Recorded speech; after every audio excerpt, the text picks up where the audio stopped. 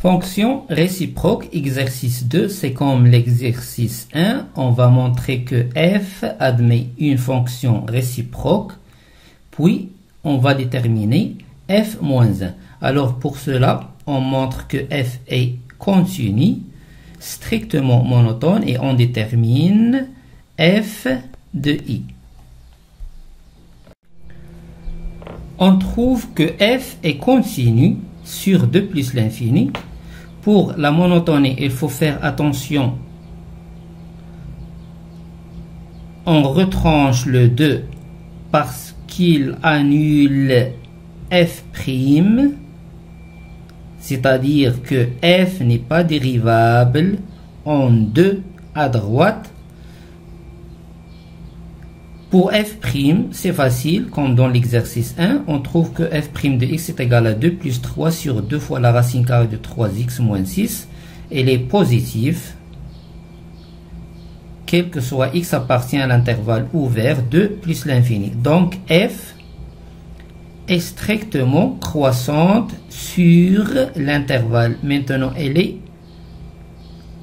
ouverte, fermée 2 plus l'infini. Le fait d'ajouter le 2, il n'affecte pas la monotonie de f. Pour f de i, on a besoin de la continuité et de la monotonie. On a f, elle est continue, croissante, on n'a pas besoin de strictement croissante. Donc f de 2 plus l'infini, c'est f de 2, la limite lorsque x tend vers plus l'infini de f de x. Pour la limite, c'est facile, c'est plus l'infini, ça donne plus l'infini. Donc on a trouvé la continuité, la monotonie, puis f de i. Donc f, elle admet, puisqu'elle est continue, strictement croissante, et on a trouvé f de i, donc f admet une fonction réciproque f moins 1 qui est définie. La fonction réciproque, elle est définie de f de i vers i.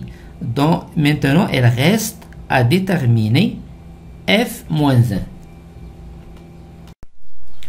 Puisque f est continue, strictement croissante sur 2 plus l'infini, et f de 2 plus l'infini est égal à 4 plus l'infini, alors f admet une fonction réciproque f moins 1 qui est définie de 4 plus l'infini vers 2 plus l'infini. Déterminons f moins 1. Qu'est-ce qu'on a? F moins 1 de x est égal à y. Alors x, il appartient à l'ensemble de départ de f moins 1 et qui est 4 plus l'infini. Donc x appartient à 4 plus l'infini et y appartient à l'ensemble d'arrivée qui est 2 plus l'infini. F moins 1 de x est égal à y, équivalent à f de y est égal à x. On veut déterminer y en fonction de x. F de y, c'est 2y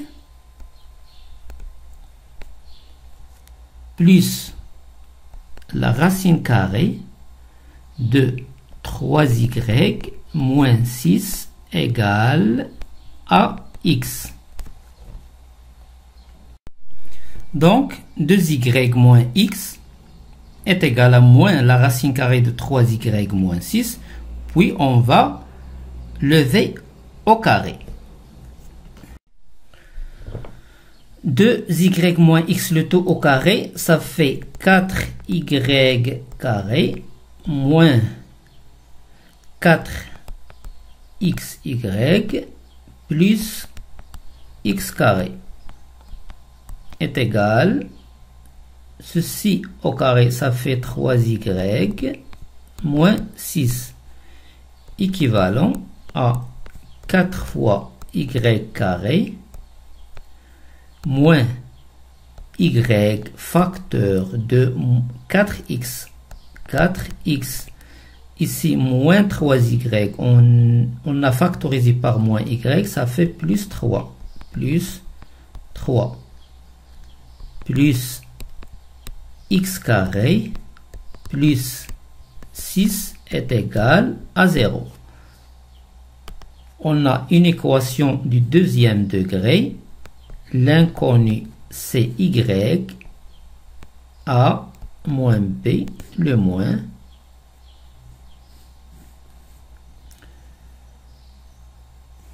et x carré plus 6, c'est c. Delta, c'est b carré,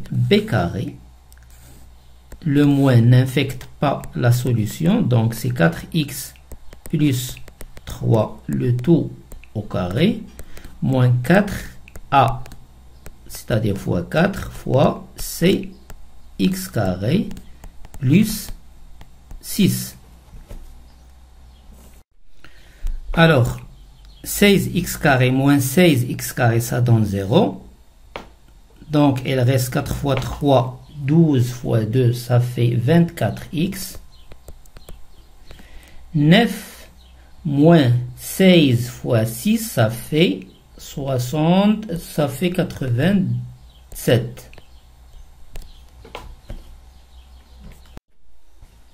Delta, il est positif. Pourquoi? Parce que x, elle est supérieur à 4. 24x supérieur ou égal à 4. 24x, elle est supérieur ou égal à 24 fois 4. Ça fait 96 moins 87. Elle est positive. Donc, delta, elle est positive. On trouve deux solutions, moins b moins racine de delta sur 2a, ça fait 8, moins b plus la racine carrée de delta sur 8. Or, on sait que f moins 1, elle est unique. Et f moins 1, c'est l'une des deux résultats. f-1 c'est y, f-1 c'est y, c'est-à-dire que f-1 ou bien c'est y1 ou y2. Donc, on va trouver laquelle des deux résultats représente f-1. On a que f-1 de x est égal à y. f-1 de x est égal à y. Et le y, ou bien c'est y1 ou y2. Et puisque f-1 est unique, y c'est ou bien y1, il ne peut pas être les deux. Ou bien y1 ou bien y2. Qu'est-ce qu'on sait? On sait que f de 2 est égal à 4. On a f de 2 est égal à 4. Donc, f-1 de 4 est égal à 2. f-1 de 4, f-1 de 4, alors il faut faire attention, f-1 de 4 est égal à 2. C'est-à-dire que le 2 c'est y et le 4 c'est x. On va donner à x la valeur 4. Et on va chercher laquelle des deux résultats donne 2. Si x est égal à 4, on va remplacer dans y1 et y2. On va trouver que y1 est égal à 2. Calcul facile. Et y2, elle est différent de 2. Donc, on trouve que y1 est égal à 2 et y2 elle est différent de 2, c'est-à-dire que le y qui réalise le résultat, c'est le y1, c'est-à-dire que f-1 c'est y1. Donc, f-1 de x c'est y1 qui est 4x plus 3 moins la racine carrée de 24x moins 87, le tout sur 8.